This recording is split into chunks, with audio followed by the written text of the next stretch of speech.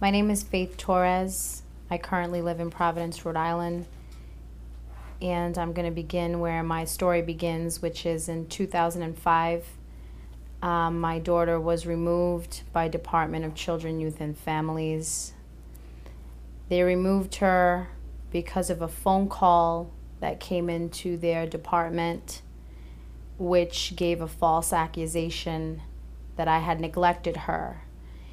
The real story was that I was a victim of domestic violence that day in July of 2005. I was beaten by her biological father and 3 other women from the neighborhood.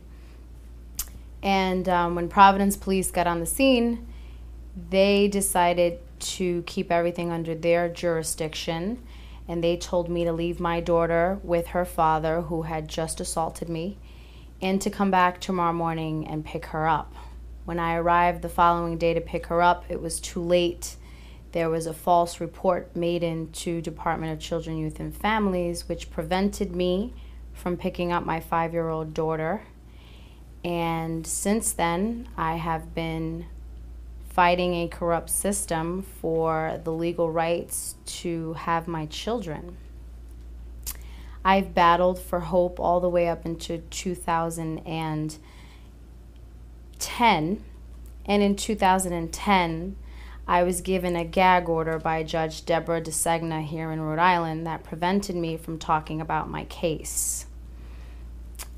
I proceeded to contact the ACLU, who did represent me pro bono on my gag order, which was a blessing.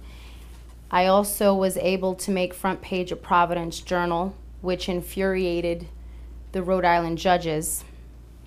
And in September of 2010, I filed for a divorce from my current husband.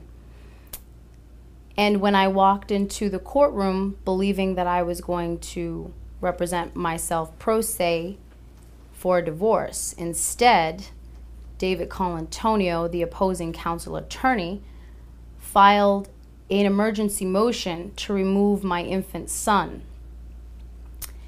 It was a violation of my due process rights.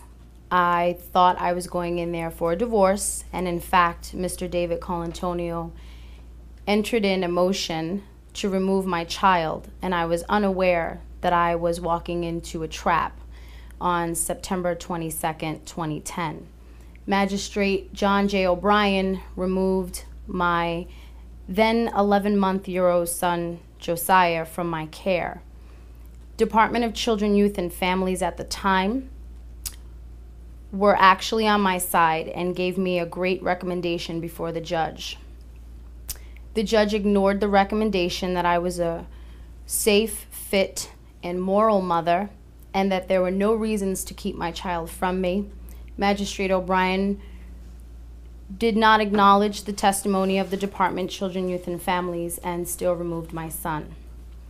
It is now 2012, and I have not seen Josiah for 3 years. I am still battling the corrupt family court system. I have depleted all of my finances. My savings is cleared from paying attorneys. I'm currently laid off on unemployment because I have so many court cases and court dates to appear before that it's hard for me to keep a job. I'm currently on unemployment, still trying to fight for my family and also be a productive mother for my children. And I hope that this video and this documentary will expose all of the corruption and all of the crimes that have been committed against all the families here in the United States of America. We live in a country where we are supposed to follow a constitution, and every single one of our constitutional rights have been violated by our own governments and our own judges in our local family courthouses. And it must stop. Josiah, we love you, we miss you, and Mommy is going to continue to fight. And one day we will be reunited. Thank you.